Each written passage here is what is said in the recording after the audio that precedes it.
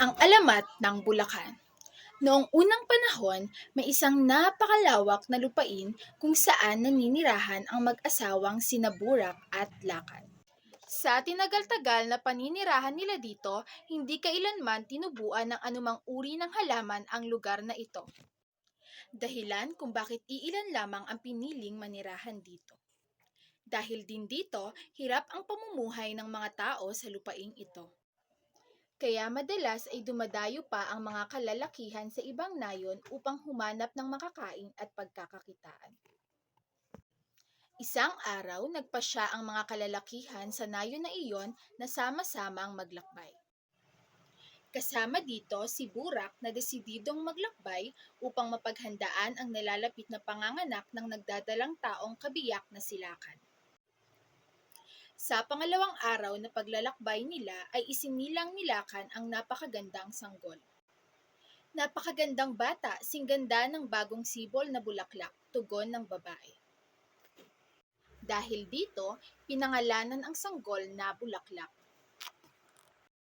Labis ang paghanga ng mga naninirahan dito nang masilayan nila ang tinatanging kagandahan ng bata. At mas labis na kinagalakan ng mga tao rito nang isinilang ang sanggol ay siya ding pag-usbong ng mga mahihiwagang halaman sa iba't ibang parte ng malawak na lupain. Buong galak na umuwi ng tirahan si Burak kasama ang mga kalalakihang maglalakbay. Laking gulat nila nang masilayan sa malawak na lupain ang pagsibol ng mga halaman. Lumipas ang mga araw at sa paglipas ng mga ito ay unti-unti na ring lumaki at nagkamuwang sa mundo si Bulaklak. Kasabay ng kanyang paglaki ay ang pagyabong din ng mga halaman na puno ng mga bulak.